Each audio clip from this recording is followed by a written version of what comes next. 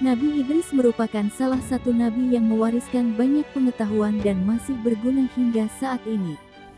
Kenabiannya perlu diimani oleh umat Islam sebagai bentuk takwa atas perintah Allah Subhanahu wa Ta'ala. Secara garis keturunan Nabi Idris memiliki jarak 6 generasi dari Nabi Muhammad. Urutannya adalah Adam, Syets, Anusi, Kinan, Mihlail, Yarid, baru kemudian Idris. Nama Idris berasal dari kata darasa yang berarti belajar. Sebab Nabi Idris dikenal sebagai sosok yang sangat senang belajar dan suka mengkaji fenomena alam semesta. Nabi Idris juga dikenal dengan nama Ahnuh bin Yarid. Dia dilahirkan dari seorang perempuan bernama Iklimah.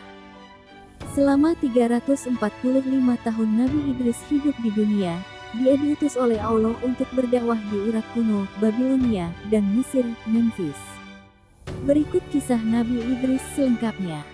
Nabi Idris adalah manusia pertama yang menerima wahyu lewat malaikat Jibril ketika dirinya menginjak usia 82 tahun. Silsilah Nabi Idris. Nabi Idris merupakan keturunan Adam yang pertama kali menerima wahyu dari Allah setelah Adam dan Syets. Hal itu tertera dalam Quran Surat Maryam ayat 56-57. Dan ceritakanlah, hai Muhammad, kepada mereka kisah Idris yang tersebut di dalam Al-Quran. Sesungguhnya ia adalah seorang yang sangat membenarkan dan seorang nabi. Dan kami telah mengangkatnya ke martabat yang tinggi. Namun demikian, ada beberapa perbedaan pendapat mengenai riwayat Nabi Idris, apakah dia hidup sebelum Nabi Nuh ataukah sesudahnya.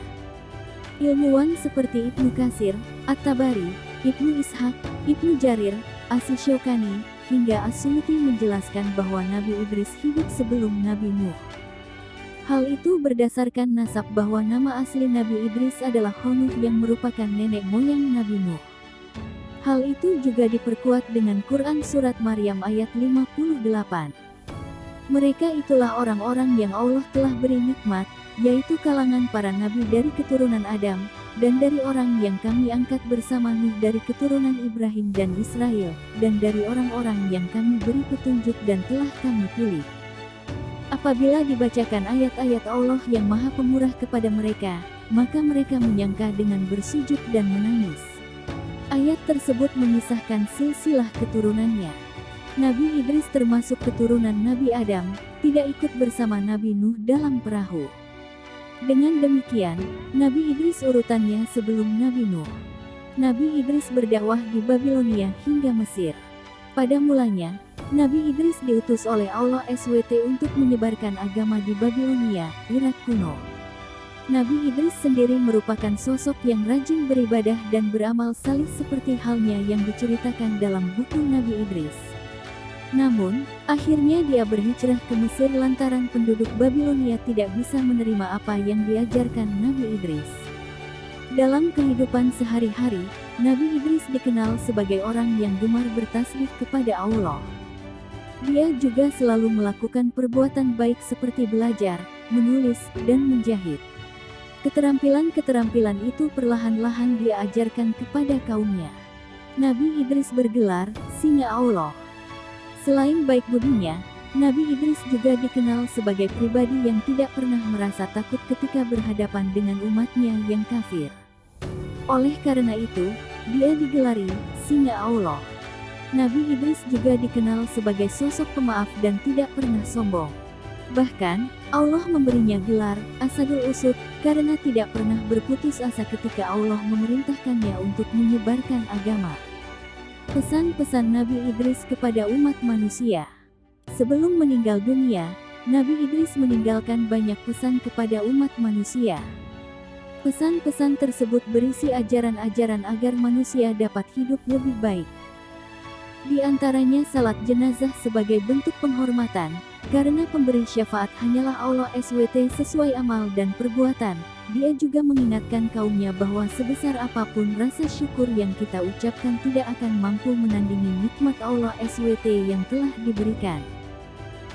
Selain itu, Nabi Idris juga mengingatkan umat manusia untuk selalu menyambut seruan Allah SWT secara ikhlas untuk salat, puasa, menaati semua perintahnya, serta menjauhi larangannya.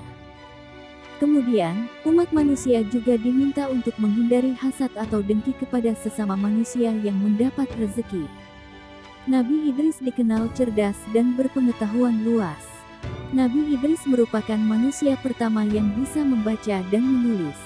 Hal itu dijelaskan dalam Qs. Al-Alaq 4-5.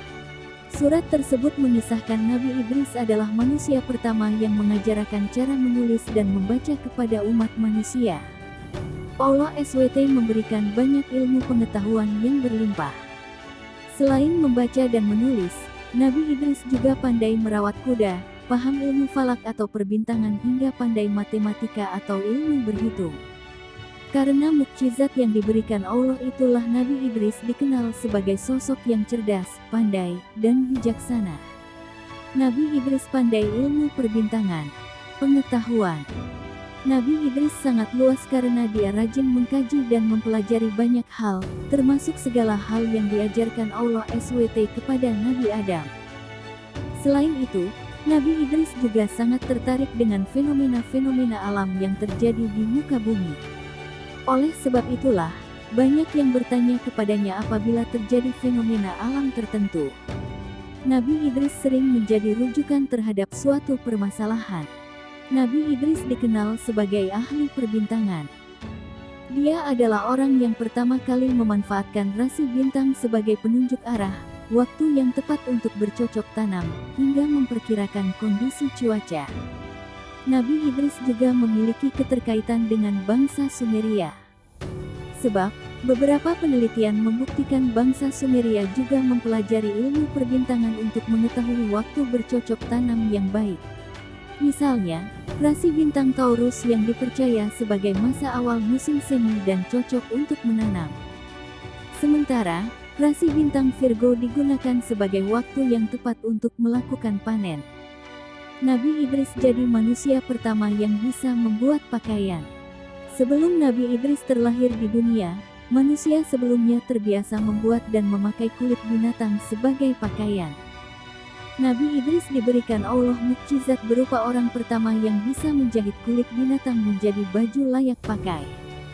Saat ada waktu luang, Nabi Ibrahim menjahit pakaian lalu diberikan kepada kaum fakir miskin. Nabi Idris jadi manusia pertama yang bisa menulis. Nabi Idris juga dikenal sebagai manusia pertama yang bisa menulis menggunakan pena. Bahkan, para ilmuwan pernah menemukan beberapa potongan naskah kuno yang diklaim berkaitan dengan Nabi Idris. Naskah itu bernama Kitab Henoch. Salah satu kisah dalam kitab itu adalah tentang peradaban tertua di bumi Lemuria, Atlantis yang hilang di telan bumi. Selain itu, prediksi tentang banjir besar yang akan terjadi di muka bumi. Para ilmuwan itu menduga kitab Henoch tersebut ditulis oleh Nabi Idris. Kisah Nabi Idris merasakan mati dan hidup lagi. Pada suatu malam, Nabi Idris kedatangan tamu seorang pria. Dia membawa sangat banyak buah-buahan. Nabi Idris tidak sadar, pria tersebut adalah malaikat Israel yang menyamar. Nabi Idris menawarkan makanan itu kepada Israel, namun ditolak. Pada akhirnya, mereka berbincang-bincang dan berjalan-jalan melihat pemandangan sekitar. Setelah 4 hari bersama dan sudah cukup akrab, Nabi Idris mulai curiga dengan sang tamu. Sebab, tamu itu tidak menyentuh jamuannya sama sekali. Nabi Idris lantas mengajukan pertanyaan karena diliputi rasa penasaran. "Sebenarnya siapa kamu?" tanya Nabi Idris. "Maaf ya Nabi Allah. Aku sebenarnya adalah malaikat Israel," jawab sang malaikat. Tentu saja Nabi Idris terkejut mendengarnya. Sebab malaikat Israel bertugas mencabut nyawa manusia. "Kau sudah 4 hari bersamaku. Apakah kau sedang bertugas untuk mencabut nyawa makhluk di dunia ini?" "Wahai Idris, selama 4 hari ini memang banyak sekali nyawa yang telah kucabut. Roh makhluk-makhluk itu bagaikan hidangan di hadapanku. Kuambil mereka bagaikan seseorang sedang menyuap makanan. Lantas apa maksud kedatanganmu kemari? Apakah kau ingin mencabut nyawaku?" Malaikat Israel menggeleng. "Tidak, ya Idris. Kedatanganku memang untuk mengunjungimu karena saya rindu dan Allah telah memberikan izin." Setelah percakapan itu, Nabi Idris membuat satu permintaan. Dia ingin malaikat Israel mencabut nyawanya, kemudian menghidupkannya kembali. Nabi Idris penasaran dengan rasa sakratul maut yang konon sangat dahsyat sakitnya. Namun, permintaan itu tidak segera dituruti oleh malaikat Israel. Sebab, segala hal yang dia lakukan hanya atas perintah Allah SWT. Saya tidak mencabut nyawa seseorang selain atas izin Allah, kata malaikat Israel. Namun, Allah SWT pada akhirnya mengabulkan permintaan Nabi Idris. Seketika, malaikat Israel pun mencabut nyawa Nabi Idris. Melihat sahabatnya kesakitan sedemikian rupa, malaikat Israel menangis. Setelah mati, Allah menghidupkan kembali Nabi Idris. Nabi Idris lantas menangis sejadi-jadinya. Dia tidak bisa membayangkan apabila manusia-manusia lain mengalami sakaratul maut yang terasa sakit seperti dirinya. Rasanya sungguh dahsyat, tidak bisa diungkapkan dengan kata-kata. Nabi Idris pun merasa tidak tega apabila ada umatnya yang harus merasakan sengsara di ujung hidup dan mati. Kisah perjalanan Nabi Idris melihat surga dan neraka. Suatu ketika, Nabi Idris dan malaikat Israel tengah beribadah bersama. Lagi-lagi, Nabi Idris mengajukan sebuah permintaan unik. Apakah kau bisa membawaku melihat indahnya surga dan dahsyatnya api neraka, wahai malaikat Israel? Tanya Nabi Idris. Malaikat Israel pun menjawab, wahai Nabi Allah, lagi-lagi permintaan darimu sungguh aneh. Mengapa kau meminta hal itu? Bahkan para malaikat pun takut melihat neraka, tetapi kau malah memintanya. Nabi Idris menjawab, jujur saja, aku takut sekali dengan azab Allah itu. Semoga iman dan takwaku kian bertambah setelah melihat neraka. Nabi Idris pingsan setelah melihat dahsyatnya api neraka. Malaikat Israel lantas meminta izin kepada Allah untuk membawa Nabi Idris ke neraka. Permintaan itu pun dikabulkan oleh Allah. Mereka lalu pergi untuk melihat neraka. Saat hampir dekat lokasi, Nabi Idris langsung pingsan. Sebab, dia melihat malaikat penjaga neraka yang sangat menakutkan. Ia menyeret dan menyiksa manusia-manusia yang mendurhakai Allah semasa hidup di dunia. Rupa-rupanya Nabi Idris tidak sanggup menyaksikan berbagai siksaan yang sungguh mengerikan itu. Seumur hidupnya, tidak ada pemandangan yang lebih mengerikan dibandingkan dengan dahsyatnya api neraka. Api berkobar-kobar, bunyi yang bermuruh menakutkan dan hal-hal yang mengerikan lainnya. Dia tak bisa membayangkan apabila hal itu menimpa umatnya kelak. Dia pun ingin semakin giat berdakwah agar tidak ada umatnya yang tersesat dari jalan Allah SWT dan berakhir termakan api neraka. Nabi Idris pun lantas meninggalkan neraka dengan tubuh lemas dan penuh rasa takut. Bayangan api neraka dan segala siksaan di dalamnya masih menghantui dirinya. Kisah Nabi Idris takjub dengan pesona surga. Selanjutnya, malaikat Israel mengantarkan Nabi Idris ke surga. Di sana, Nabi Idris juga nyaris pingsan. Namun, dia pingsan bukan karena takut atau melihat hal yang menakutkan. Sebaliknya, dia sangat takjub dan terpesona dengan segala keindahan yang tampak di depan matanya. Nabi Idris melihat sungai-sungai yang airnya begitu bening seperti kaca. Sementara itu, di pinggir sungai terdapat pohon-pohon yang bagian batangnya terbuat dari perak dan emas. Dia juga melihat istana-istana untuk para penghuni surga. Sepanjang mata memandang ada pohon yang menghasilkan buah-buahan yang begitu segar, ranum dan harum. Setelah puas berkeliling, malaikat Israel mengajak Nabi Idris pulang ke bumi. Namun, Nabi Idris enggan pulang. Dia terlena dan ingin tetap berada di surga. Malaikat Israel lantas memperingatkannya, kamu boleh tinggal di sini setelah kiamat nanti. Setelah semua amal ibadah dihisap oleh Allah SWT, barulah kamu bisa menghuni surga bersama para nabi dan orang beriman lainnya. Nabi Idris pun mengangguk, aku akan terus beribadah kepada Allah hingga hari kiamat tiba. Kematian Nabi Idris. Ada banyak pendapat terkait akhir hayat Nabi Idris. Dalam tafsir Ibnu Katsir, dituliskan pendapat Ibnu Jarir tentang Kab yang menceritakan proses kematian Nabi Idris. Kap berkata Allah SWT telah mewahyukan kepada Idris akan mengangkat amal bagi Idris setiap harinya sebanding dengan semua amal anak-anak Adam. Kemudian, datanglah seorang malaikat kepadanya. Idris lantas meminta agar ajalnya ditangguhkan. Mendengar itu, Idris menginginkan amalnya terus bertambah. Kemudian datang seorang malaikat yang terdekat dengannya. Idris berkata kepada malaikat itu, "Sesungguhnya Allah telah mewahyukan anu dan anu kepadaku, maka bicaralah kamu kepada malaikat maut agar sudilah dia menangguhkan ajalku supaya amalku makin bertambah." Malaikat itu akhirnya membawa Nabi Idris di antara kedua sayapnya, kemudian naik ke langit. Sesampainya di langit keempat, malaikat Israel berjumpa dengannya. Malaikat yang membawa Nabi Idris mengemukakan pesan dari Nabi Idris. Malaikat Israel bertanya, "Sekarang Nabi Idris di mana?"